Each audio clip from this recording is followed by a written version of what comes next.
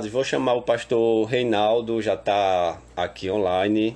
Ele vai entrar com o usuário da esposa, que ele ainda não tem Instagram, tá? Então os irmãos aí apóstolos vão avisando aos irmãos que ainda estão para entrar que já começamos, tá? Estamos iniciando para poder iniciar a semana. Vou chamá-lo e aí a gente já faz a apresentação da abertura da semana que iremos abordar os cinco solas.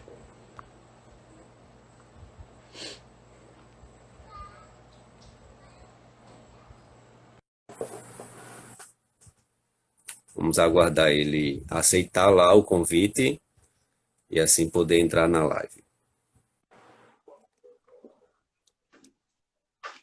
Reverendo. Graças a Deus, meu amado. Amém, meu irmão. Tudo bem? Tudo certinho? Firme na rocha, meu filho. Graças a Deus. Tá me ouvindo bem? Me ouve bem? Escuto bem. Tem um delayzinho, né? Tem sim. Amados, para quem está chegando e para quem já chegou, nós estamos com o pastor Reinaldo Burgos, pastor da congregação lá de Dois Carneiros, pastor auxiliar da Igreja Presbiteriana do Barro, do nosso presbitério. Pastor amado nosso, né, já está aí com uns 6 anos, né, pastor, no nosso presbitério. Isso. Mais ou menos. Isso, temos conhecido aos poucos, mas esse tempo que nos conhecemos no presbitério tem sido um privilégio poder partilhar de momentos, tanto de reunião quanto momentos devocionais ali em meio à reunião do presbitério. Irmãos, é a primeira experiência com com rede social. E tem sido algo novo. Eu espero que até o final, né, que a Deus quiser, a gente chegue no final. Mas eu não tenho realmente uma opinião particular. O conflito A Luísio sentir funcionar contribuir nessa um pouco com a igreja, né? Para que nós sejamos como pastor. Eu sou crente há 24 anos, Uhum. pastor há 14 anos. Eu tenho estado nessa luta de forma ininterrupta, e vamos a Deus por essa de servi-lo. Ok. Pastor, tem algum outro aparelho celular próximo aí do senhor ligado na live? Não. Que esteja gravando? Tem não, né? Deixa eu só ver se tem alguma coisa aqui em casa aberta. Só um instante.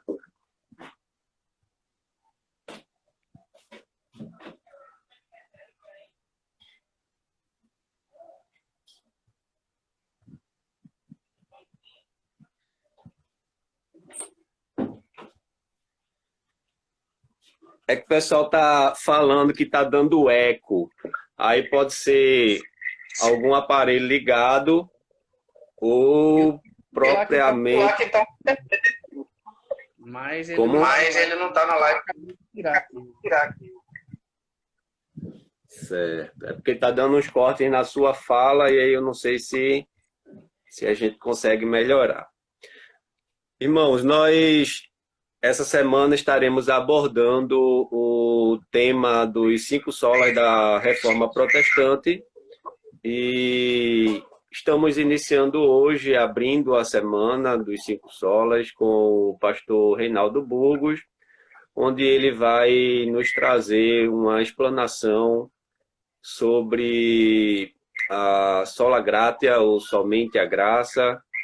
E queria propor para os irmãos que pudessem ir colocando as perguntas e aí a gente vai estar anotando para no final a gente fazer as perguntas ao pastor Reinaldo para não perguntar, não fazer a pergunta no meio da explanação dele, assim não correr o risco dele perder um pouco o raciocínio. Ou se o pastor, na medida que for explicando, falando do assunto, quiser abrir para pergunta, a gente faz também, tá? Se preferir seguir direto e a gente fazer as perguntas e fazermos as perguntas no final, também faremos dessa forma. Quanto tempo, meu irmão? Me lembra aí. Pastor, nossas lives elas giram em torno de 45 minutos, 1 hora. Se passar de 1 hora, o Instagram corta, porque ela só produz 1 hora, e aí ele tem a oportunidade da gente entrar de novo, entra todo mundo, eu lhe chamo e aí a gente conclui. Tá? Agora, com relação ao tempo, a gente não determinou o tempo não, para deixar os irmãos mais à vontade na abordagem. Mas é em torno disso, 1 hora, 45 minutos. Se passar de 1 hora, passa pouco tempo. Amém. Eu vou gravar aqui. Colocar aqui no cronômetro. Tem uma noção. Começar? Okay. Pode sim, meu amado. Irmãos, graça e paz. Uma grata satisfação estarmos aqui nessa noite para tão importante da reforma protestante, que é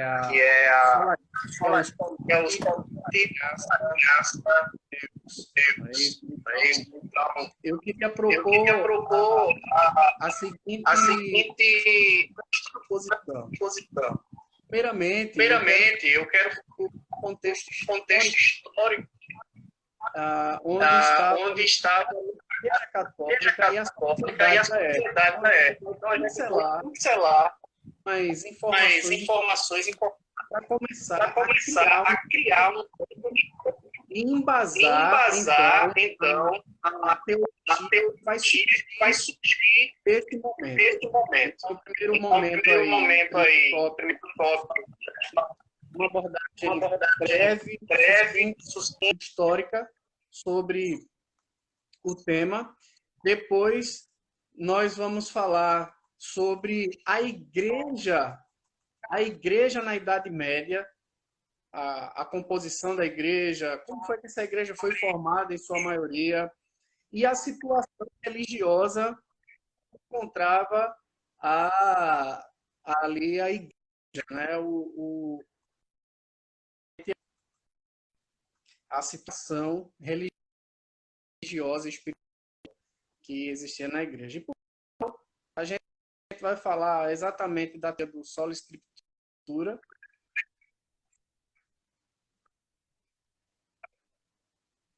e vamos encerrando com o texto do momento no livro de Efésios para concluir esse pensamento. E logo após, nós abrimos para as perguntas, já que eu sou novo nessa sistemática da informática e da tecnologia. Então, para que não haja realmente um atrapalho, a gente vai pedir aos moderadores que as perguntas podem ser feitas aí, vocês anotam, e durante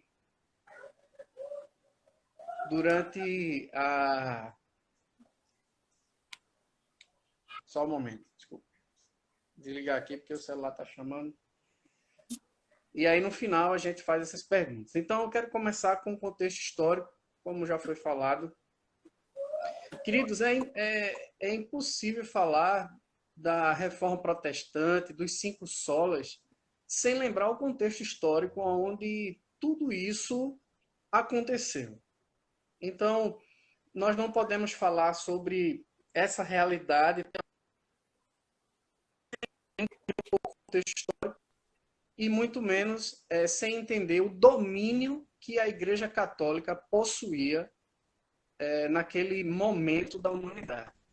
Então, a primeira coisa que eu gostaria de deixar registrado aqui, nessa noite, é a coincidência de uma pandemia que assolou aquele momento, chamada de peste negra, entre os anos de 1347 e 1350.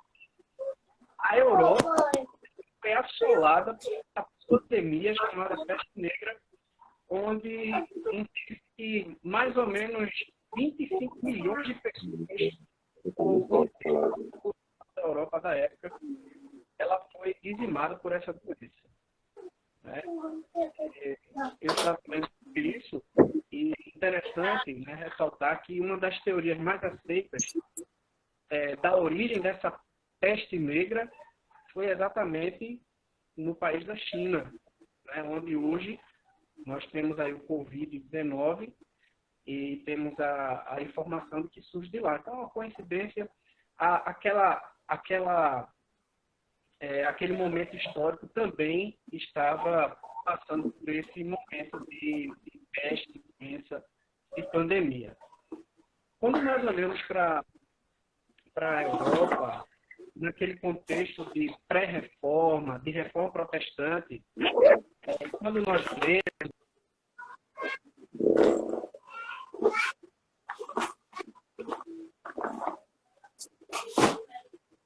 acontecimentos se sucedem na Europa, preparando esse momento da reforma protestante, onde surge então o entendimento dos cinco solas e de toda a teologia também reformada.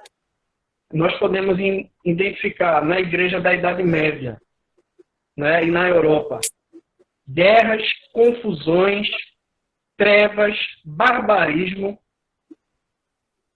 sobre todo esse período, né, que surgiu ali na Idade Média. Então, por exemplo, as guerras. Nós temos relatos históricos de que barbaridades e guerras tribais e guerras de nações que invadiram o continente europeu por todos os lados, por todas as esferas. Por exemplo, os lombardos, né, que eram considerados uma das tribos germânicas mais rudes, né, no seu arsenal de guerra, na sua forma de lidar com o inimigo, eles se apoderaram do norte da Itália até o centro do país. Veja que a expansão de guerras e o domínio dos bárbaros naquela época vai, então, tomando posse ali do continente europeu. Os piratas escandinavos também, os normandos e os dinamarqueses assaltavam as costas do Atlântico e do Mediterrâneo. Os normandos se apoderaram de território na França e no sul da Itália e em 1066 conquistaram a Inglaterra. Os francos aumentaram muito seus domínios no norte da França e no oeste da Alemanha. Então você observa que toda aquela Europa conhecida do momento, da época, ela estava sendo invadida por povos bárbaros, né, na expansão de terras, de territórios e de domínio político, como também a peste, né, a fome assolava aquela sociedade. E outra situação acontece vindo do Oriente, também um povo que se levanta de forma contundente e forte, os árabes. Eles conquistam toda a Ásia Ocidental e entram pelo Egito, pelo norte da África e Espanha. Então, nós observamos até agora um contexto de pestilência na Europa, um contexto de guerras, de barbaridades, e isso tudo, durante esse período, não surgiu na Europa Ocidental nenhum poder capaz de impor a ordem e a paz e desenvolver a civilização. Por quê? Porque todos esses governos bárbaros, eles eram liderados por homens violentos que não tinham a cultura apurada e que não tinham interesse em desenvolver ali as terras conquistadas. Então, a Europa passou um período onde existiu aí a negligência ou a ausência de grandes líderes que pudessem, então, pensar um Estado forte e estabelecer, então, ali a ordem e a paz. Né? E é nesse contexto de anarquia, ou seja, de ausência de um poder forte, centralizador, político, que surge, então, uma figura bastante conhecida na história. Agora eu já estou começando a entrar na história da Igreja medieval. Né? Um líder chamado Carlos Magno, né, que reinou de 768 a 814 depois de Cristo. Ele era um líder franco E Carlos Magno era cristão. Não se conta, não sei muito bem a história de como ele chega a se converter ou conhecer a Cristo, a igreja, mas Carlos Magno ele é cristão. E ele atrela, então, ao seu império, ele promove a criação de escolas, a construção de igrejas e mosteiros. Então, como cristão, ele pôs seu poder em benefício do cristianismo. E é nesse período de Carlos Magno que nós observamos, então, aquela dita que surgiu ali na Europa em seu império. O reino de Deus tinha 2 representantes no mundo. O império, para reger os negócios temporais, e a igreja, que tomava conta do mundo, da questão religiosa e espiritual do povo. Então, a partir desse momento de Carlos Magno, nós começamos a observar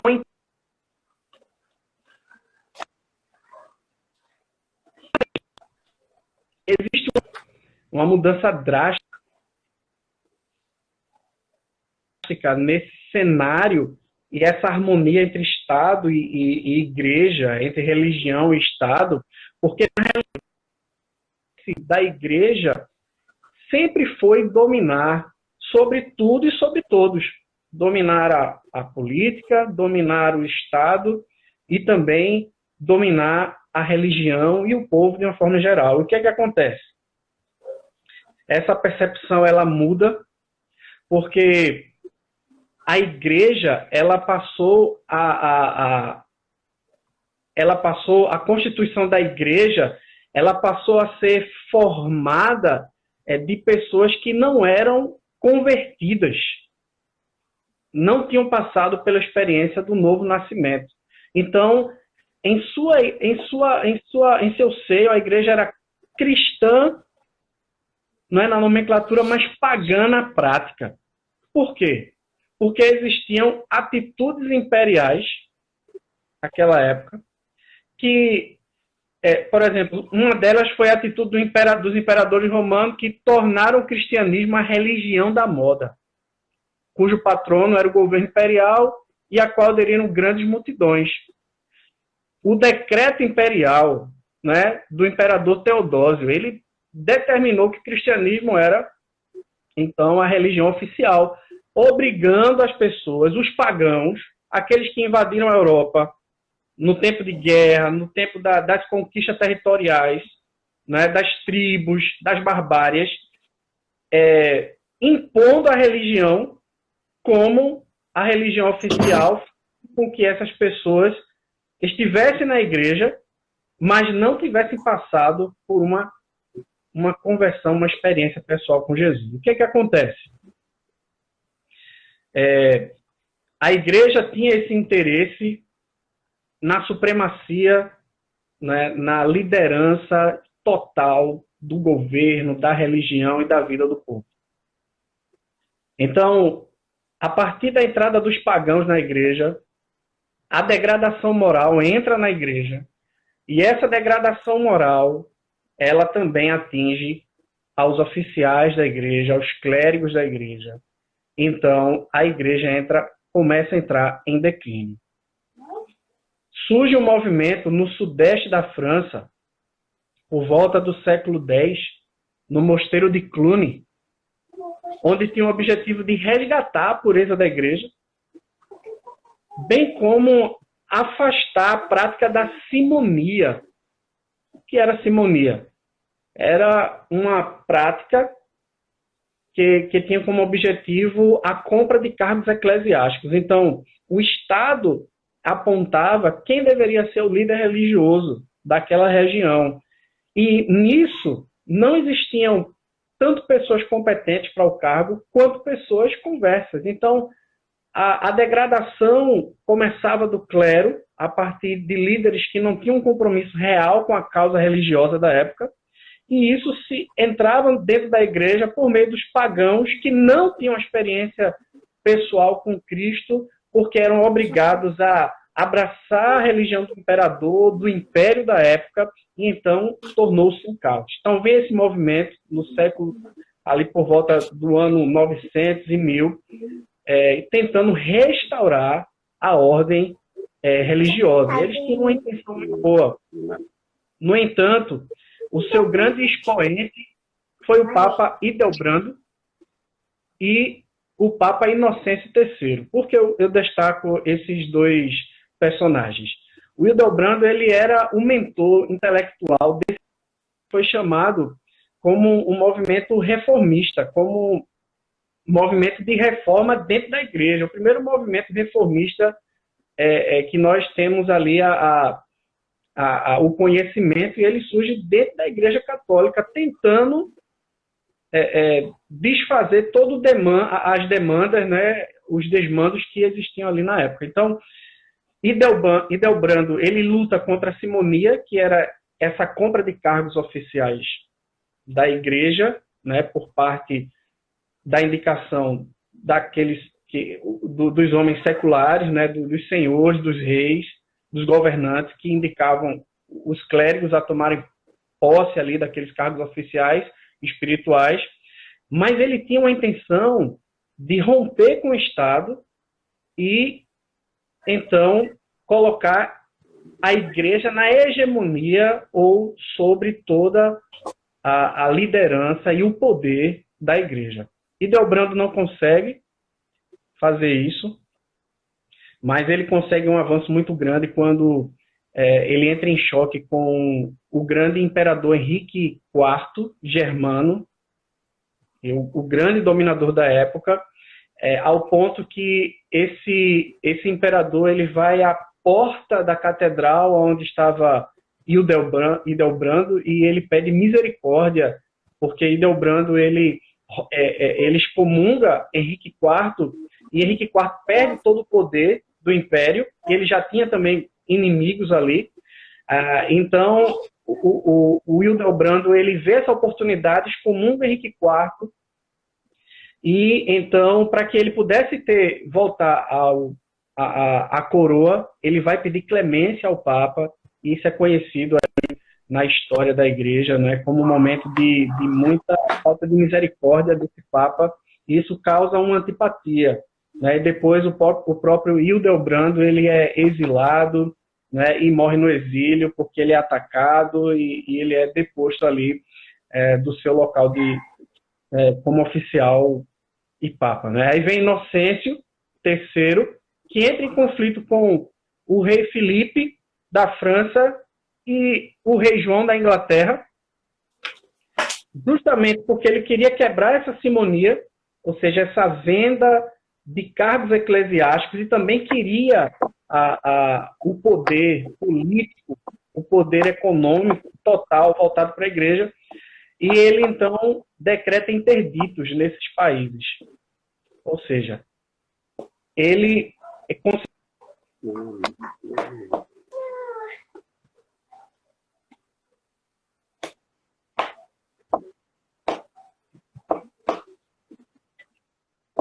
as igrejas, não existiam missas, as igrejas eram totalmente fechadas, e então, nesse embate entre Estado e igreja, a igreja se sobrepõe, os reis pedem clemência, se submete ali aos papas, e a partir desse momento, então, nós vemos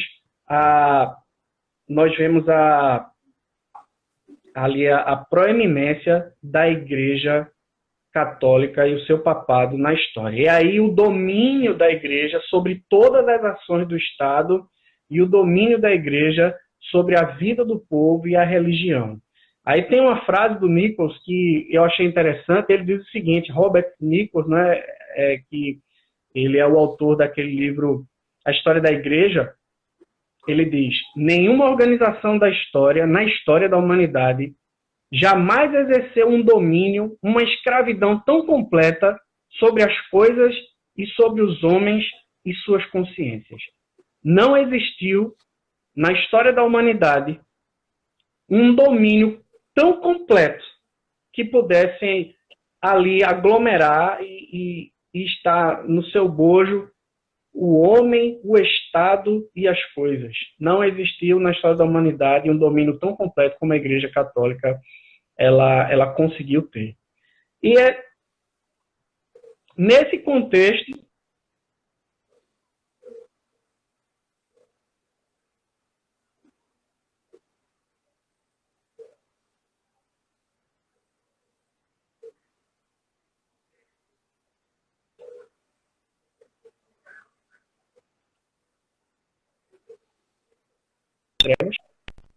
não existia a educação nessa época, a mariolatria, o culto dos santos, peregrinações, culto das relíquias, religião do medo, os sacramentos se tornam meio de salvação, pregações em segundo plano. Nós vemos aí a corrupção do clero, né? A simonia, que é a venda ou a compra de cargos eclesiásticos, a imoralidade na liderança da igreja, a degradação da religião, o evangelho é substituído por uma religião mística, uma religião completamente diferente do Cristo e do seu evangelho, o povo abandonado, a negligência pastoral e cidades sem nenhuma assistência religiosa. Então, esse é o primeiro momento, né? Eu tentei fazer uma breve explanação. O material é muito vasto, existem muitas vertentes, mas eu tentei fazer aqui uma linha de raciocínio para, então, mostrar a situação de guerras, a situação de pandemia, de pestes e também a luta interna da igreja, não é, com a imoralidade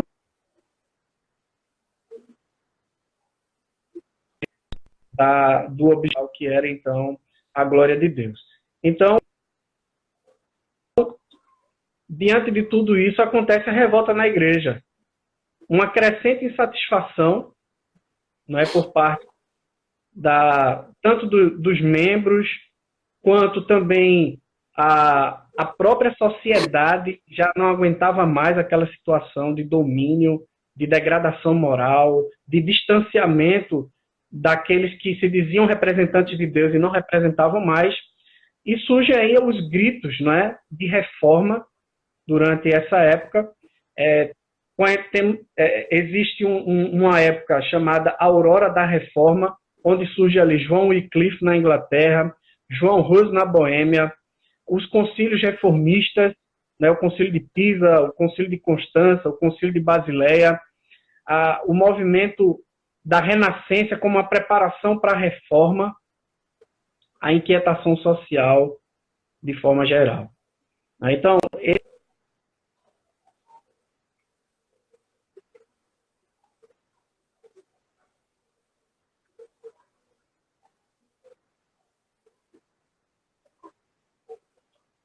1517, nas portas da Catedral de Wittenberg, Lutero colocou suas 95 teses que tratavam dos casos da indulgência.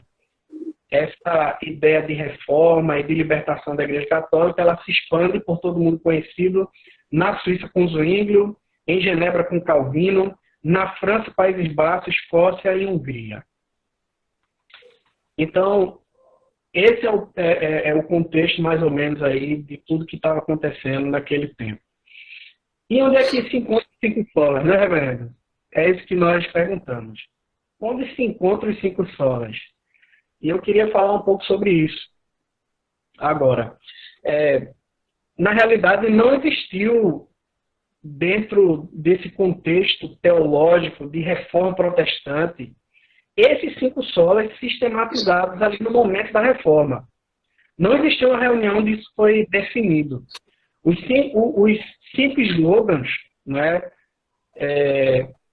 dos solas, eles surgem no período da pós-reforma, onde os herdeiros da reforma tentavam sintetizar os pontos centrais da reforma no momento em que eles estavam enfrentando a contra-reforma.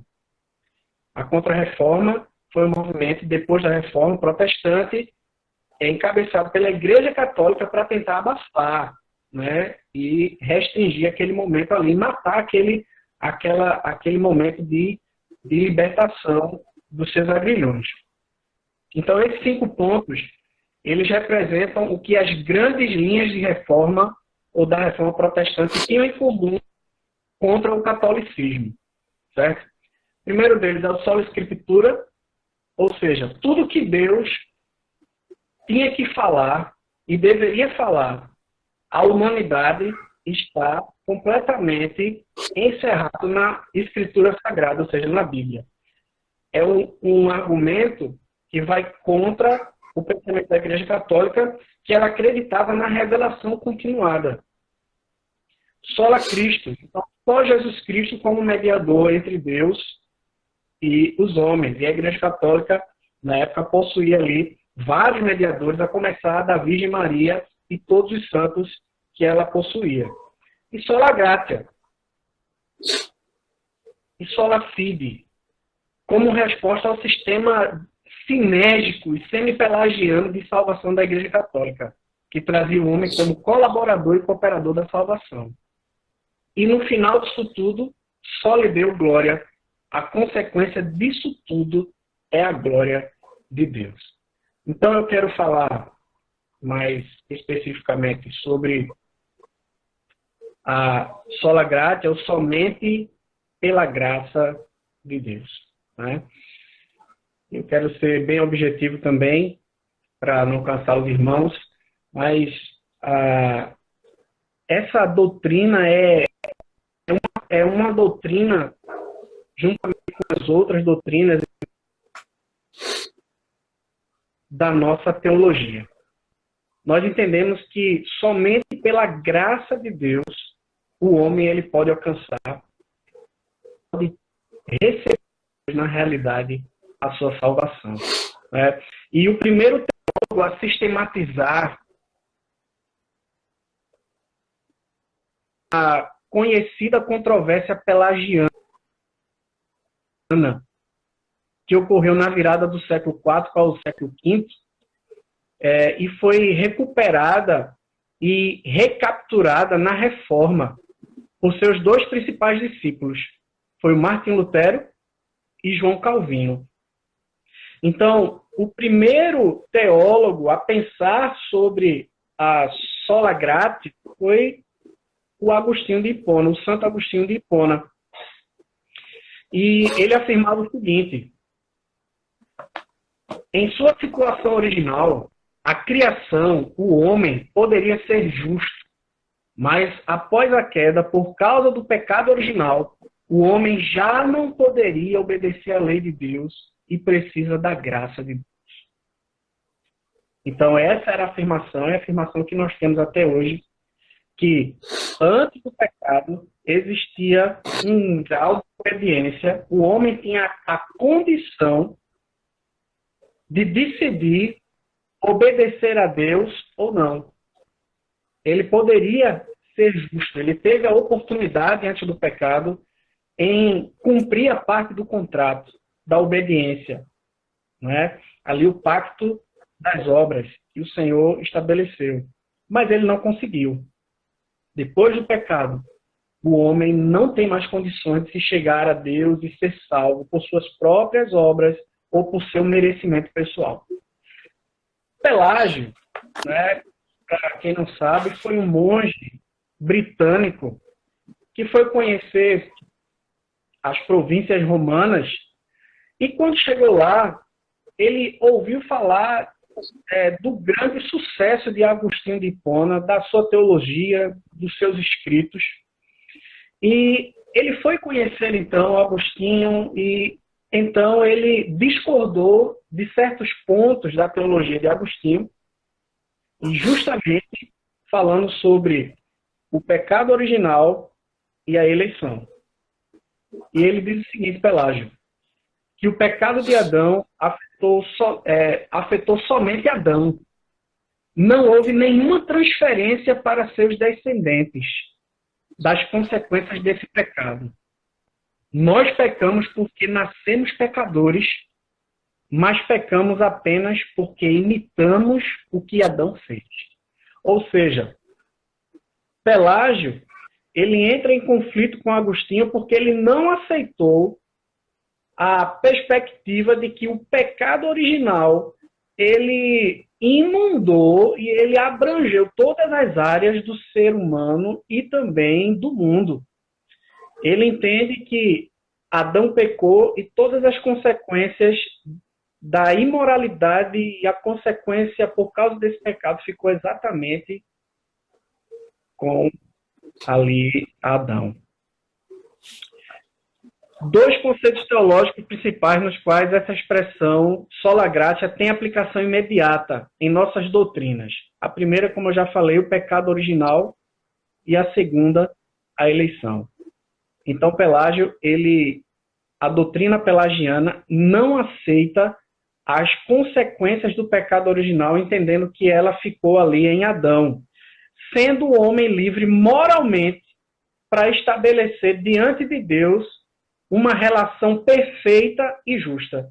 Então, Pelágio, ele coloca a condição moral do homem como intocada por causa do pecado.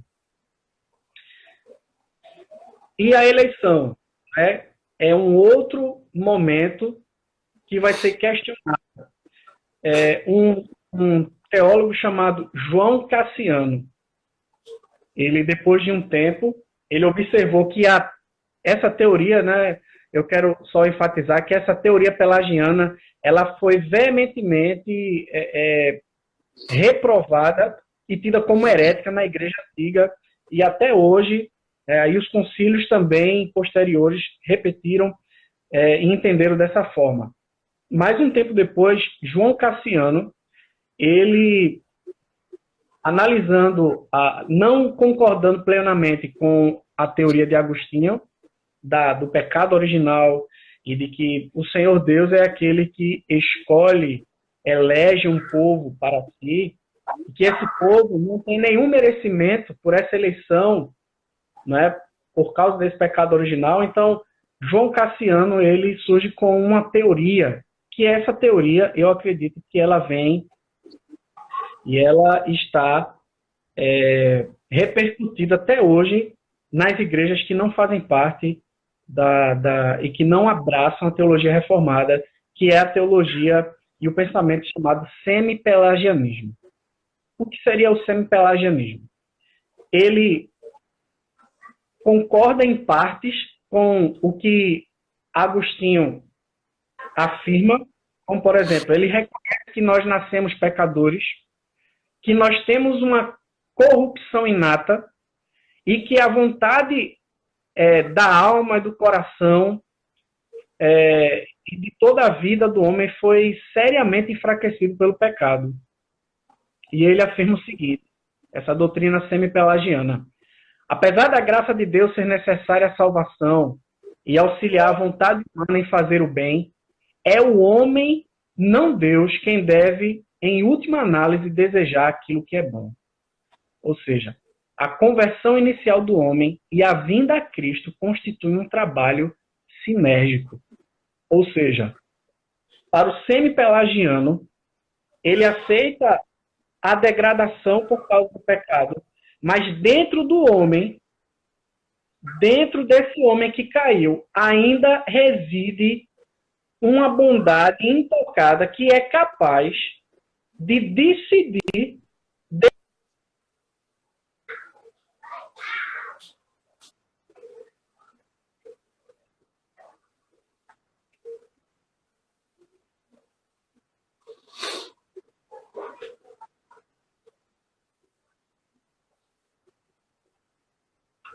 fui surpreendido, e todos que estavam lá, na nossa congregação em Dois Carneiros, fomos surpreendidos por um pensamento de uma irmã que veio de uma determinada igreja que não tem a linhagem reformada, e eu ensinando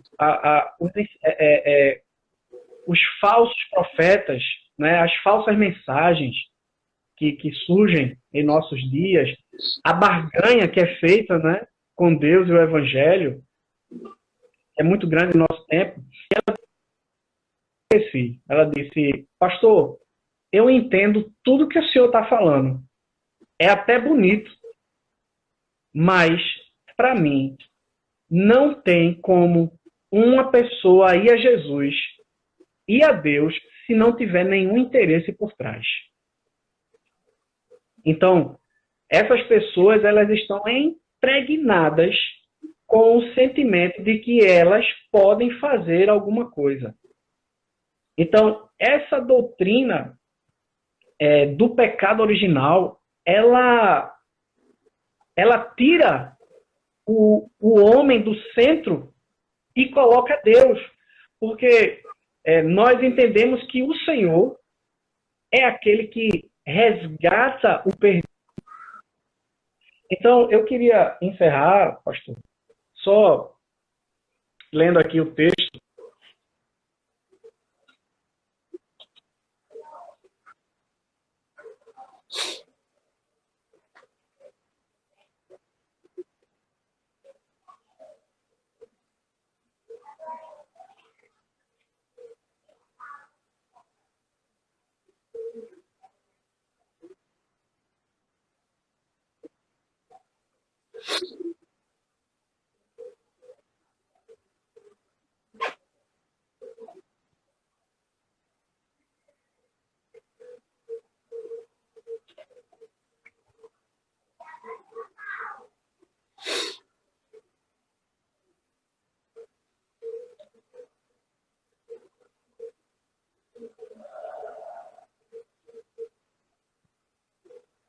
Pastor, deu uma travada maior agora na internet. O senhor me escuta?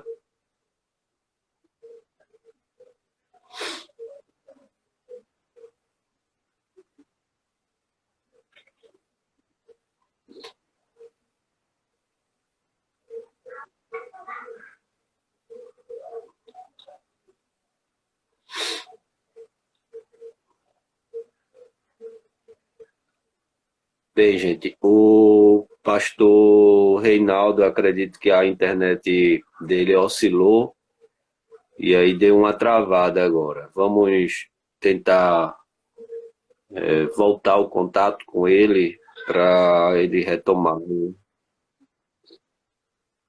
Escravos. Nós éramos escravos da carne, escravos de Satanás, escravos do mundo. E a única forma de sairmos dessa condição de condenação, de pecado, é a atuação direta de Jesus Cristo. Então, essa doutrina, ela é importante em nossos dias porque ela coloca o homem exatamente em seu lugar, pecador, perdido e que precisa desesperadamente da graça do Senhor. E sola gratia é isso, a graça é um favor imerecido, ou seja, esse homem que está perdido, que está morto, ele é alcançado e resgatado, não é, por Deus, por meio do Filho, não é, que morreu na cruz do Calvário, e isso tudo nós alcançamos pela instrumentalidade da fé. A fé é um instrumento, é um dom de Deus, é o dom que Deus nos dá, para que nós venhamos a receber essa tão grande salvação do Senhor. Que Deus abençoe, meu irmão, a igreja que está aí.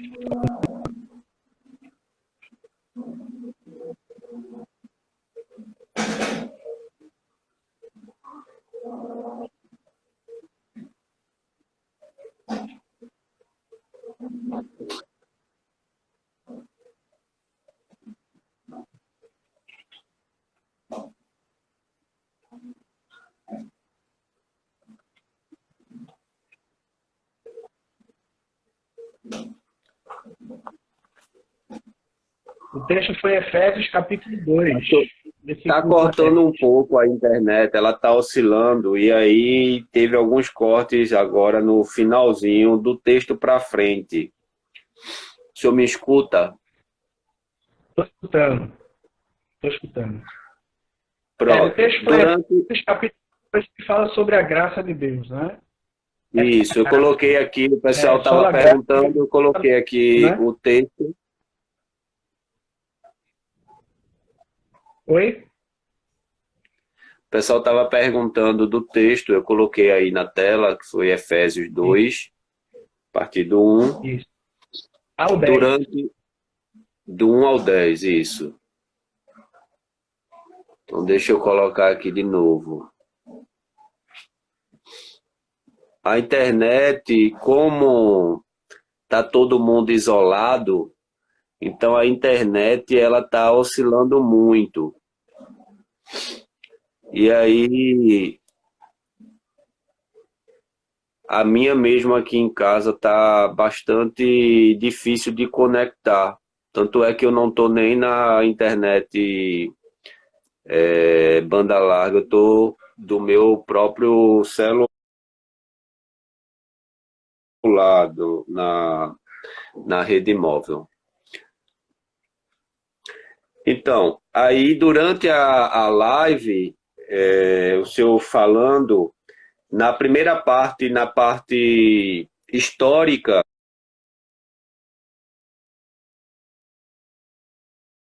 uma protestante,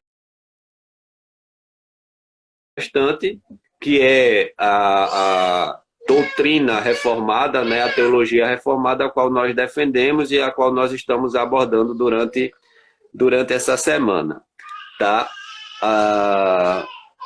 Deixa só eu verificar aqui se teve mais alguma pergunta. Qual o texto? O texto nós já passamos. Os irmãos estão dizendo aí que a conexão provavelmente está falhando lá do pastor Reinaldo Burgos. Eu ainda vou chamá-lo, tá certo?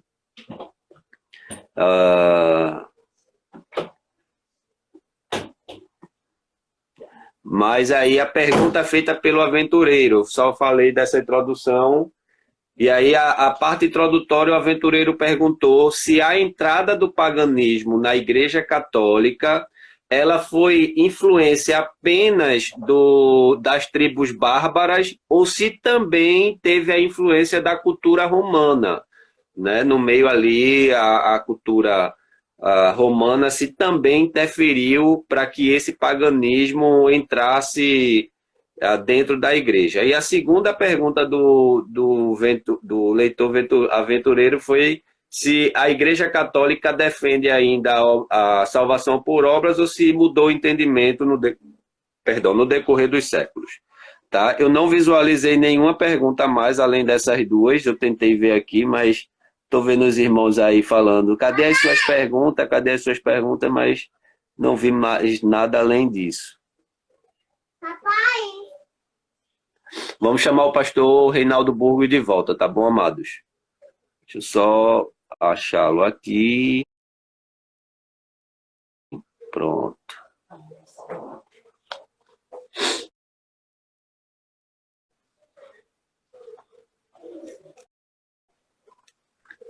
Tá conectando, voltou. Me ouve bem agora, pastor? Estou ouvindo. Estou ouvindo bem. Ok. Então, as perguntas foram... Na parte introdutória, quando o senhor estava na parte introdutória, o leitor aventureiro perguntou se a entrada do paganismo na Igreja Católica foi influenciada apenas pelas tribos bárbaras ou se também teve influência da cultura romana da época. Nós sabemos que o próprio Império Romano, Papai, amor, né, em sua extensão, e o próprio Império, por meio de conquistas de outros povos. Foi assim que o Império Romano expandiu. Possuía vários povos, várias religiões, várias culturas ali misturadas naquele ambiente do Império Romano. Então, a prática de adoração a outros deuses e outras formas de adoração e de comportamento, isso já era comum ali no Império Romano. Não é? O que acontece é que o Evangelho chega e aí tem essa grande divisão entre aqueles que adoram a Deus, que seguem o Evangelho, e os pagãos. Então, o Evangelho já tinha chegado no Roma, já existia uma comunidade crente que, ao passar do tempo, ela foi se deteriorando, né, por N situações que aconteceram, né, que nós conhecemos, e aqueles que quiserem se aprofundar um pouco mais podem ler o livro de História da Igreja de Robert Nichols, ou Cristianismo através do Século, de Carnes, né? que falam muito bem sobre esses temas. Então, não somente os pagãos que que foram ali introduzidos ao território romano com as conquistas dos bárbaros, que já traziam em si as suas religiões, a sua cultura, a sua forma de viver, mas também o Império Romano já era um império completamente miscigenado ali de culturas, religiões e de línguas, né? Então, foram ambas as coisas. A oportunidade apareceu com o decreto do imperador, quando oficializa o cristianismo como religião, mas esse cristianismo, a língua oficial do império, não passa pelos trâmites, né, de conversão, de renovação, de encontro pessoal com Deus e da fé pura e genuína. Espero ter respondido aí ao companheiro aí. Ok. A outra pergunta também feita pelo o leitor aventureiro foi se a Igreja Católica ainda defende a salvação por obras ou se ela mudou o entendimento no decorrer dos séculos. Bom, ainda hoje, a Igreja Católica ela defende a salvação por meio da observação dos sacramentos, né? Então, hoje, o entendimento teológico da Igreja Católica se enquadra exatamente no entendimento semi-pelagiano, onde o homem contribui para a salvação. Então, não é suficiente a obra de Cristo e o pecado não atingiu totalmente as estruturas desse homem a ponto de que ele pode contribuir com a salvação. Essa aí nós chamamos de sinergismo, a cooperação do homem com a graça de Deus para que esse homem decidindo, desejando a salvação, ele encontre essa salvação. Então, ele tem o quinhão de negar ir a Cristo, desejar ou não desejar. Isso está sobre o homem e não sobre Deus, que escolhe o seu povo desde a eternidade, que chama por meio do chamado eficaz, da vocação eficaz, e que ali justifica e derrama o seu espírito e toda a ordem dos salutos que nós conhecemos.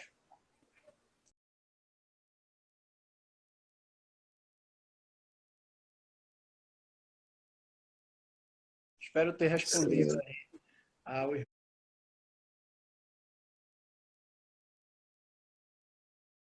irmão.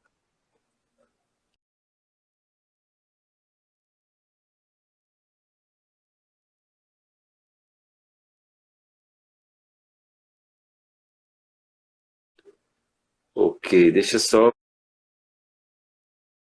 visualizar se teve mais alguma pergunta. Os irmãos puderem me ajudar. Eu não vi mais perguntas, mas se tiverem mais alguma pergunta a fazer ao pastor Reinaldo, esse é o momento, amados.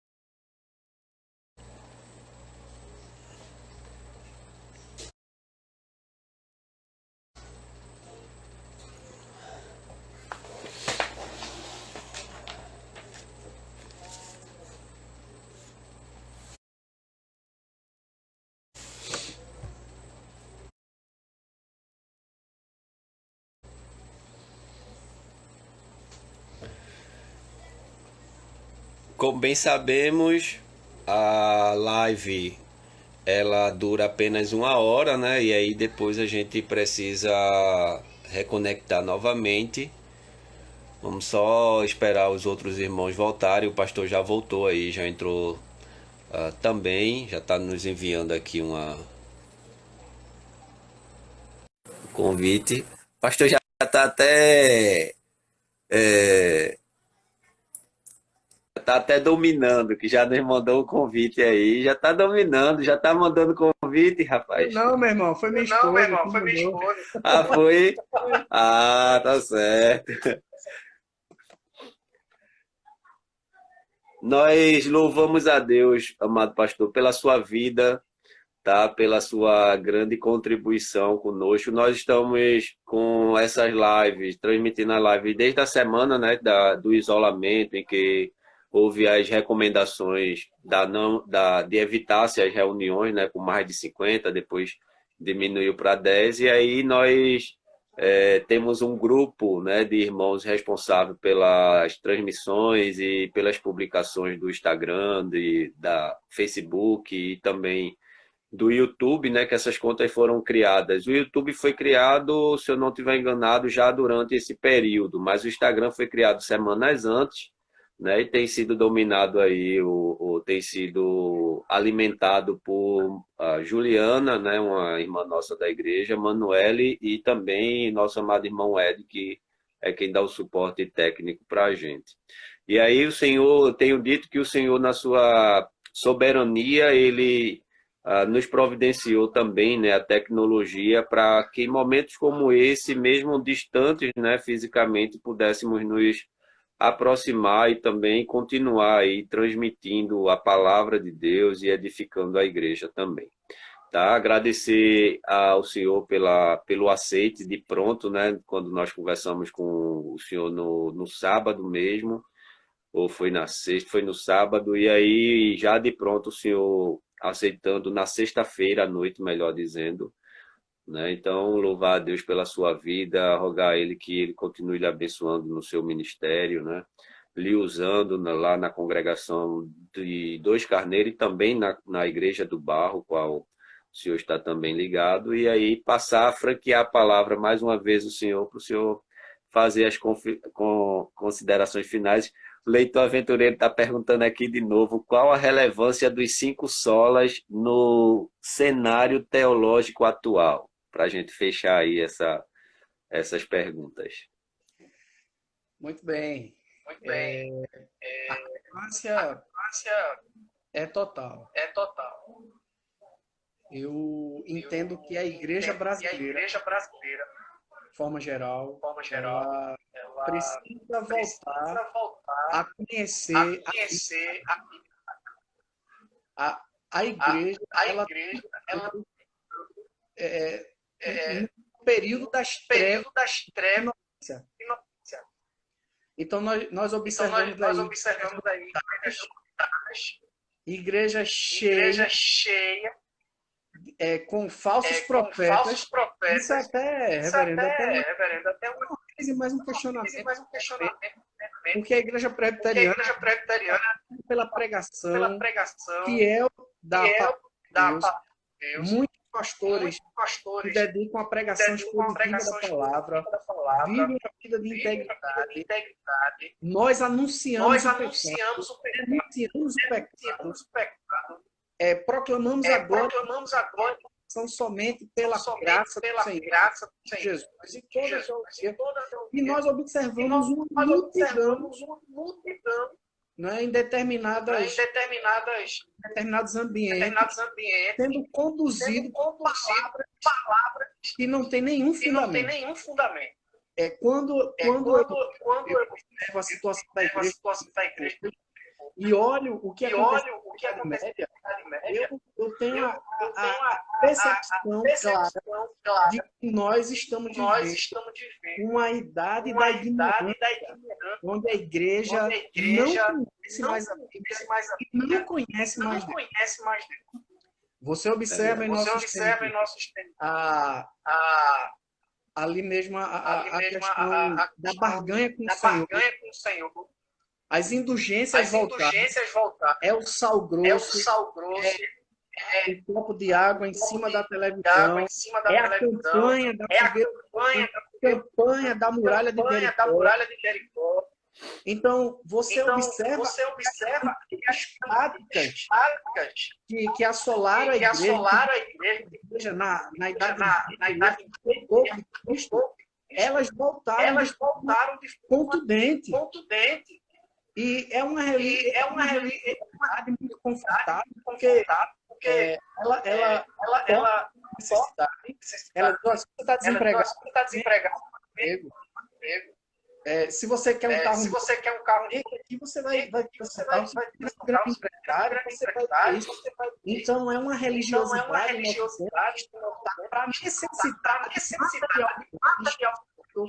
da principal necessidade que nós temos é a nossa salvação, que é o perdão dos nossos pecados, da justificação de Cristo. E essa esperança se encontra no céu, na pátria celestial, onde todos nós iremos fazer.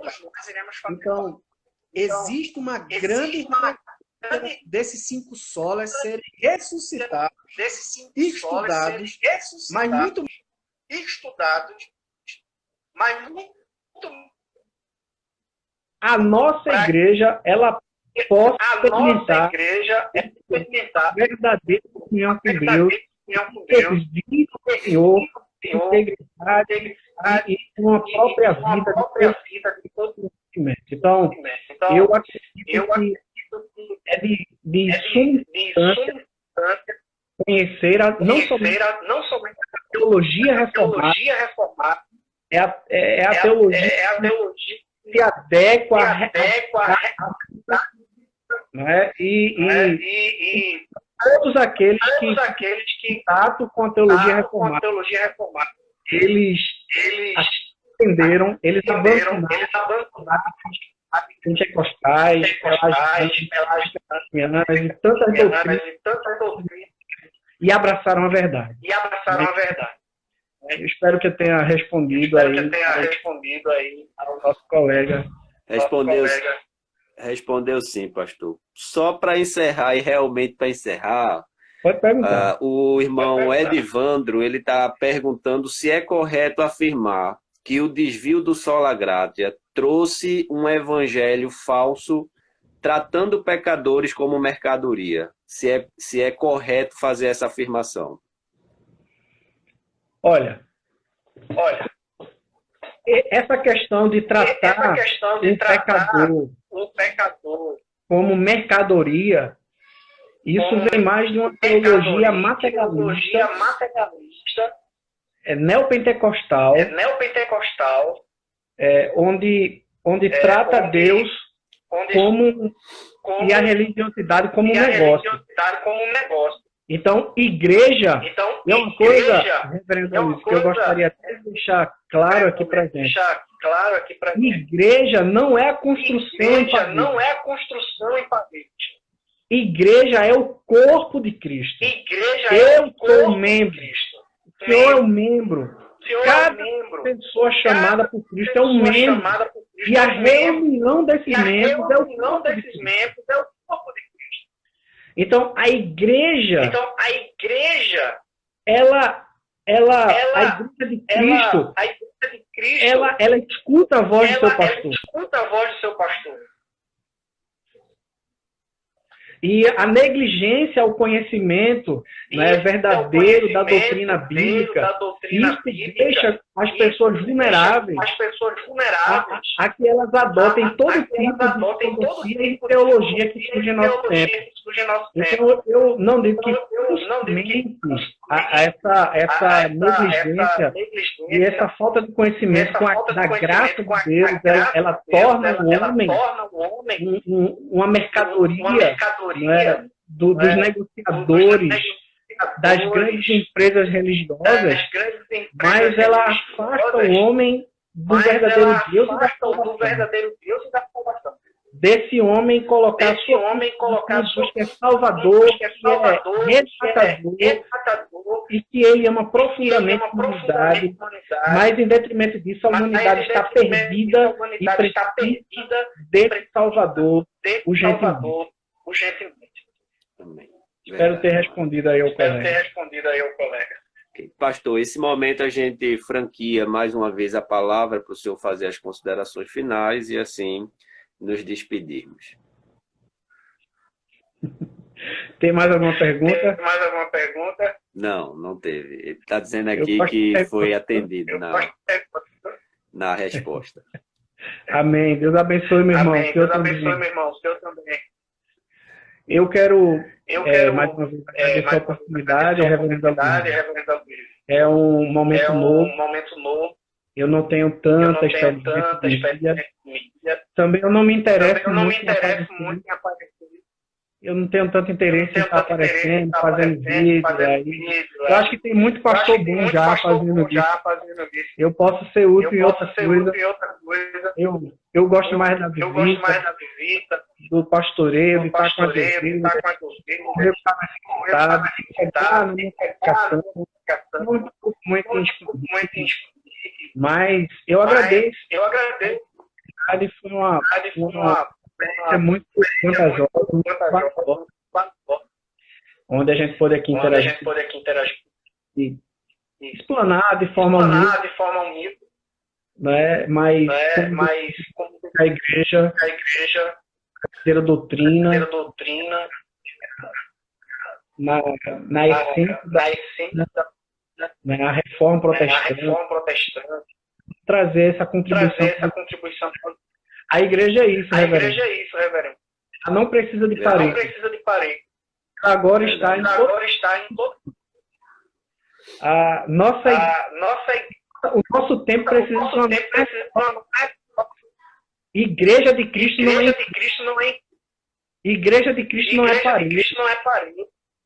A igreja de A Cristo igreja de Cristo e ele é fiel ele para é fiel para sustentar toda a sua sustentar obra. toda a sua obra. Amém. Então eu quero agradecer Então eu quero agradecer a oportunidade ao reverendo. ao reverendo O senhor progrida no seu seu progresso no seu igreja Amém. preta. igreja preta. Quanto antes aí a gente Antes aí a gente fazer parte faz da parte da participação da sua igreja participação pra- da sua igreja para aos amados que aos amados que esse ele deixa aí o abraço, né? Qualquer coisa que você quiser conversar depois, fique à vontade para nos procurar. para nos procurar. Deus abençoe. Deus abençoe. Amém, meu amado. Foi um prazer imenso antecipar para quando nossa normalidade voltar, né, das reuniões do templo, a gente poder agendar uma data, um domingo, para o amado estar conosco pessoalmente, fisicamente, levando a mensagem do nosso Deus e edificando também a nossa igreja presencialmente. Amém, meu irmão. Amém, meu irmão. Muito obrigado. Muito obrigado. Forte abraço, uma lembrança à sua esposa. Deus abençoe. Amém. Tchau. Amém. Amados, ficamos por aqui. Graças a Deus. Continuaremos durante a semana. É só o começo, é só o primeiro dia. Só a gratia, somente a graça, a salvação somente pela graça. Nada mais que a graça. Não precisamos fazer nada ou contribuir de forma alguma com a salvação. Ela é monergística, tá? É a ação de Deus sobre nós, não sinergística. Tá? Amanhã tem mais. Amanhã nós estaremos abordando aí o segundo sola fides, sola fé. Amanhã estará conosco o nosso amado irmão pastor Paulo, da Igreja Presbiteriana de Santo Aleixo, Congregação Presbiteriana de Santo Aleixo, que vai estar entrevistando ele amanhã, ou está acompanhando ele amanhã na live, a nossa amada irmã Juliana. Tá? Estaremos juntos amanhã novamente, 20 horas, 8 horas da noite. Não se esqueça, convide as pessoas, lembre as pessoas, os irmãos, para estarmos juntos, anotando, perguntando, aprendendo, tá? Porque essa é a nossa fé, a fé reformada, a teologia a qual nós estudamos, aprendemos e também defendemos. Fiquem todos com Deus, tá? Até amanhã, se Deus quiser, amados. Fiquem na paz.